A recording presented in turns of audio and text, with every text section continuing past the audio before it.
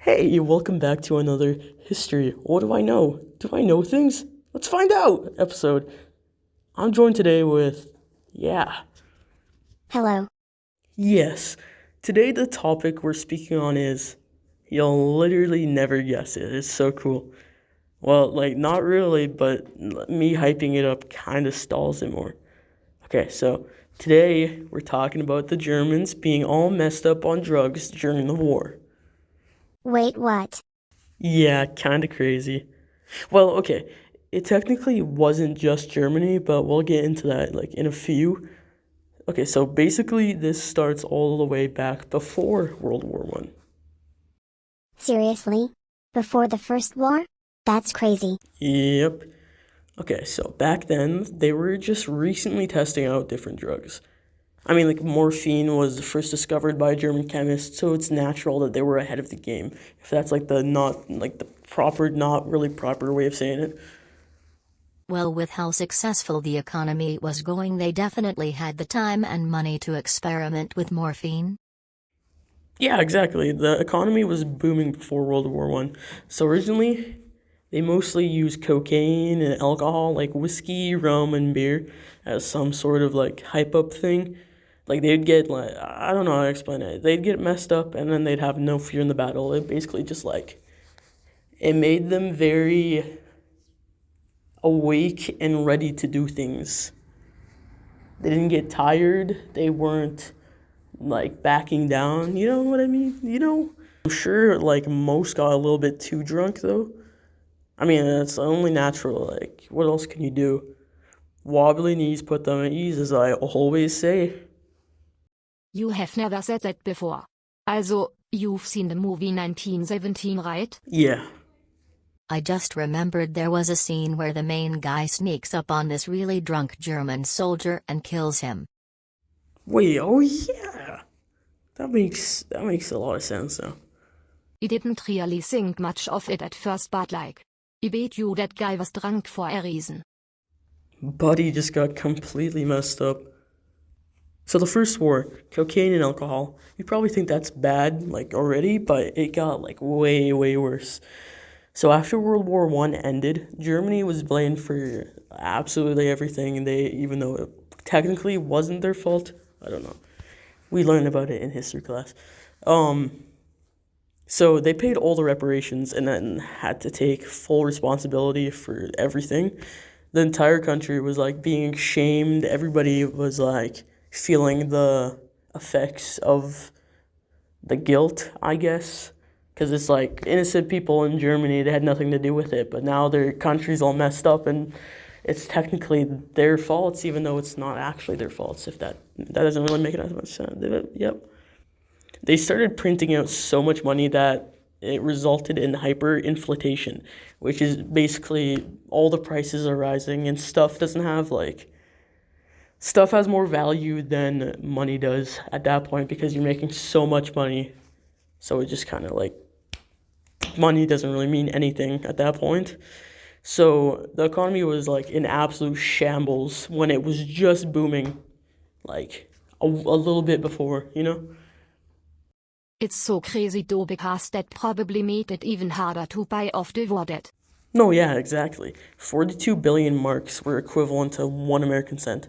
So like imagine the cost of like items that we buy every day, that barely cost us anything. But in Germany, it's crazy thinking about it because they had printed so much money, but they couldn't use like any of it. And also keep in mind that Germany owed like $268 billion, which was different back then, but I kind of translated it into like how much it would have costed today. And that took them 92 years to buy it all off. They tried many times to like lessen it, but no, they were took. Oh, 100%. People were scared, hopeless, and all of that not so good stuff. Hitler took advantage of that. And 2 years, or not 2 years, sorry.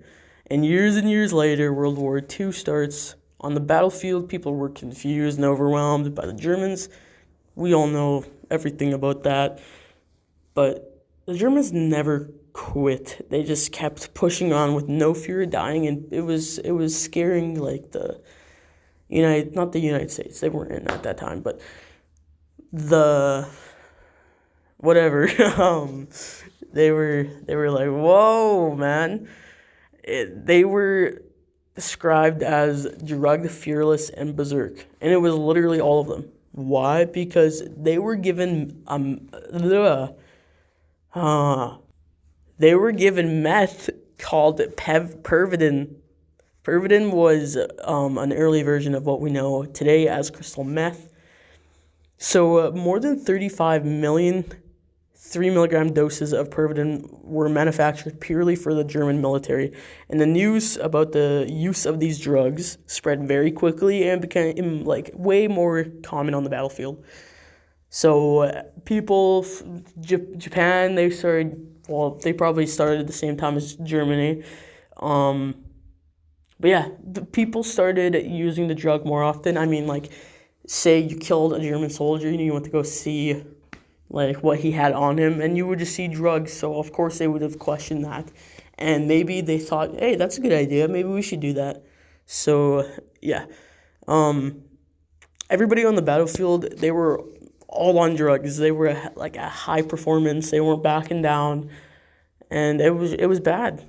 There was like not a lot of concern for the side effects or like the long lasting effects as a result of the drug abuse on the battlefield. Because of the extreme use of the drugs, many got like addicted during the war and after the war ended. Like way down the line, people were addicted because of the drugs they took in World War II. A lot of people overdosed like on the battlefield. Some were too tired and fatigued to the point where they would just collapse as soon as the drugs wore off. Like it was terrible, because the drugs, they were meant to make you not fall asleep. I mean, you don't want a sleeping soldier, of course, but you're still feeling the fatigue, and after it wears off, you drop like that. So it's just, yeah. I mean, they didn't even sign up for an addiction when they first went to war. Like, it's just crazy thinking about how many innocent people with no need or want to do drugs but having to do it as a requirement. They took 20 milligram daily, whereas pilots only took 10 milligram. Yeah, it's actually, it's actually kind of sad, because after the war, like, what are they supposed to do? They can't really go back to their normal lives anyway. Like, even without the drug use, they're still going to be, like, all messed up from the war stuff they've seen. But that's on top of the, like, drug use. I'm sure, like, a lot of people, like, died purely because of the drug use. Like, they survived World War II, but died because of the drugs, because they were traumatized and they, dealt with their trauma by taking these drugs. Because it was also used to, like, forget PTSD on the battlefield, you know what I mean? So, like, after the war, they just continued abusing drugs, because that's just, like, how addiction is, obviously.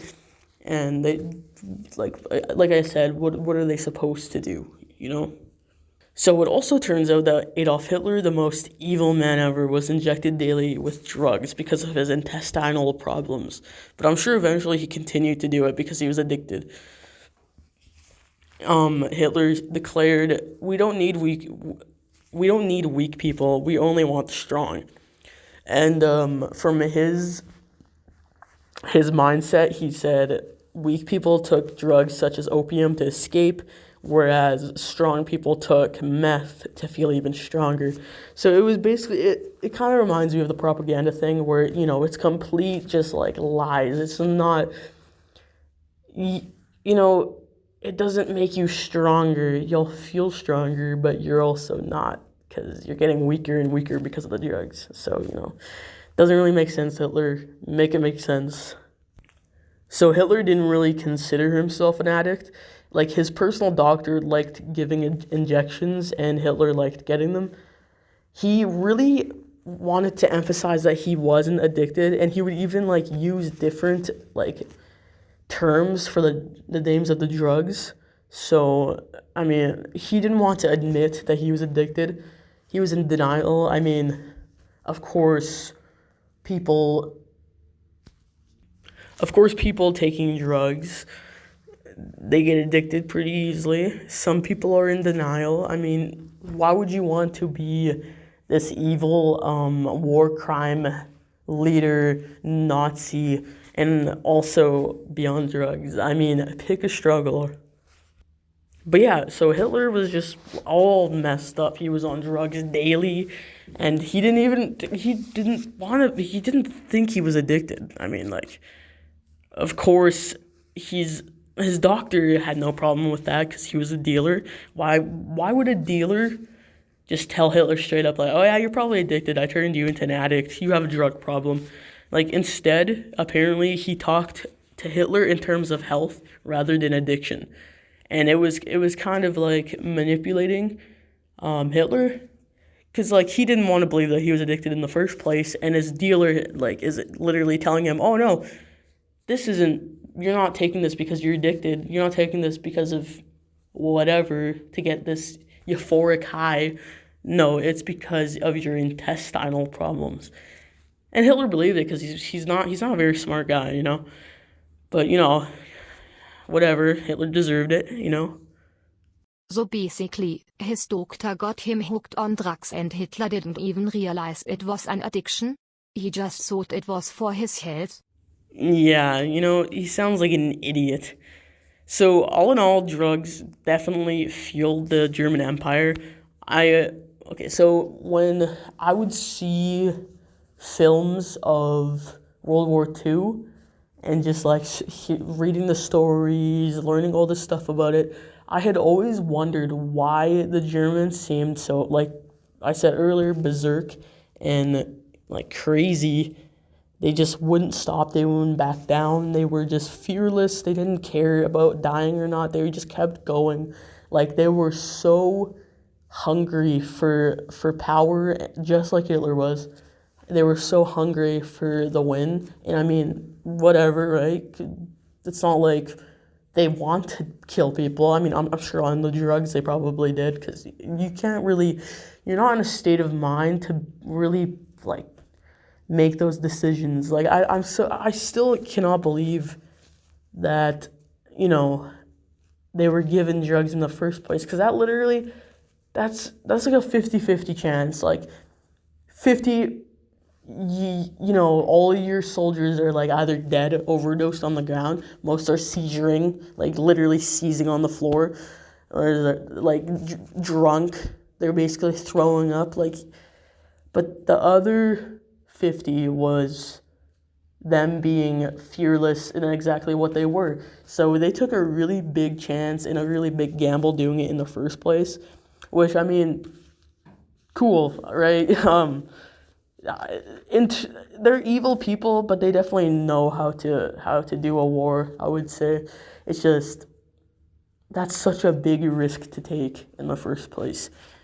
And then getting everyone else, the people you're fighting against, on drugs too, like, that must have been like an absolute like gong show at that point.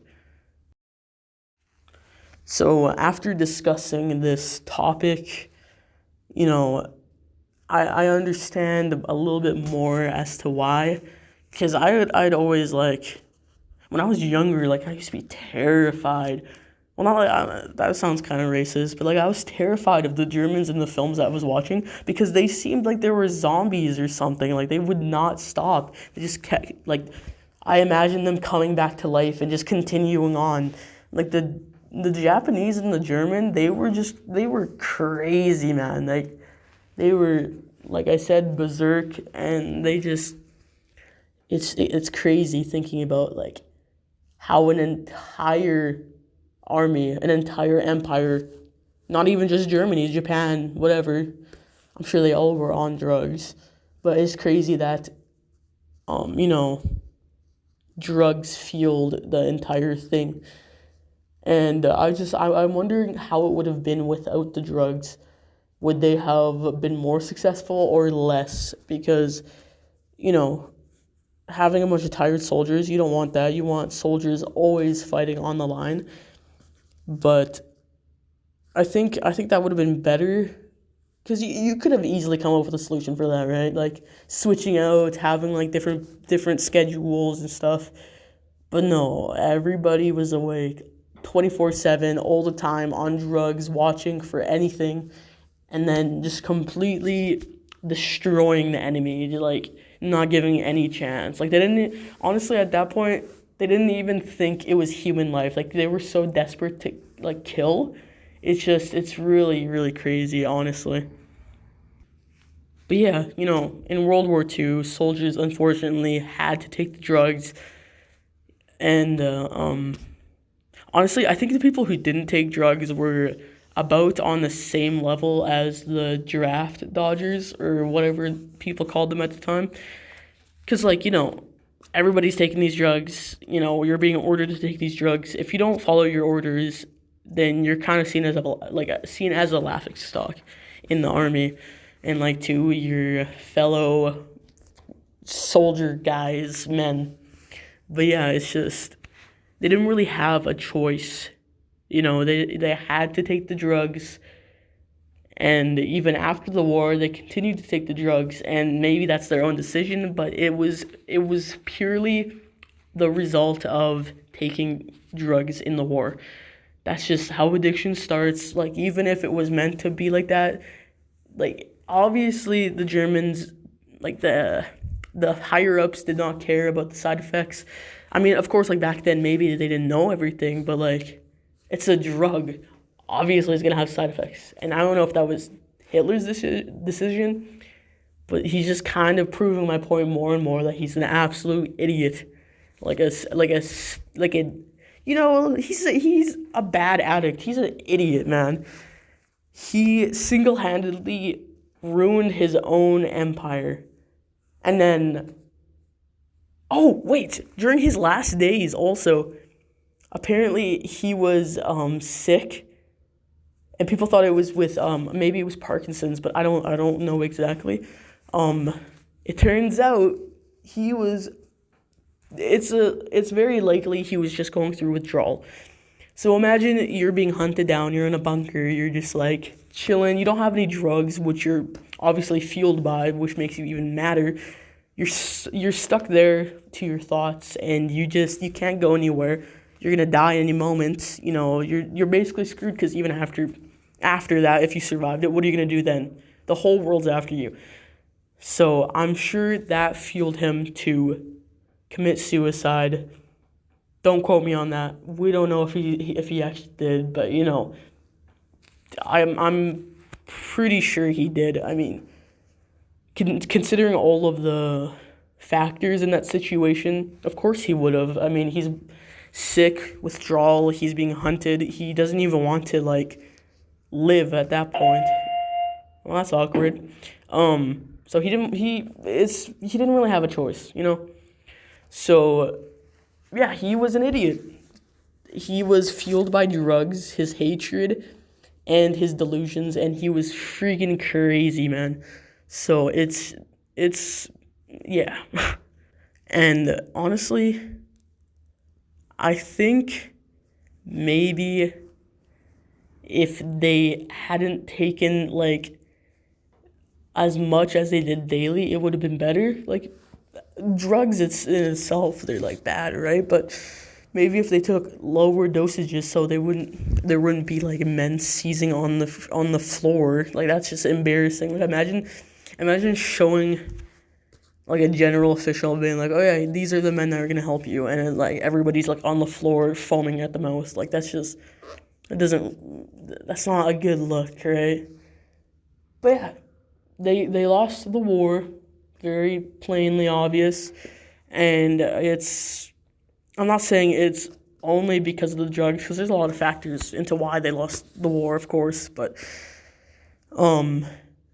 I would say drugs played a big part in it, because they did, they pushed along Hitler's delusions that were already, like, crazy.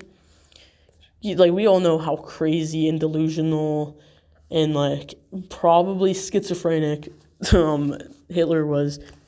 And being on drugs and all looped up, it probably made him even worse. So, of course, he wanted everybody to do it, but no, he's not addicted, right? No, I'm not addicted. He's a fool. Anyways, that's way too much for just one singular episode of, history. What do I know? Do I know things? Let's find out. So, let's see what else I can find out on the next episode. We don't even know what the discussion is going to be. It's probably going to be more about drugs, because drugs are a big part in the world, man. Anyways, I'm joined here with, and my name is Austin. 16 years old. Very awesome guy. Very cool. Very funny. Very smart, as you can see from this podcast. I hope you enjoyed this episode. We're gonna go now. Yep. Cool music starts playing. Goodbye everyone. Bye. Farewell. Have a good evening.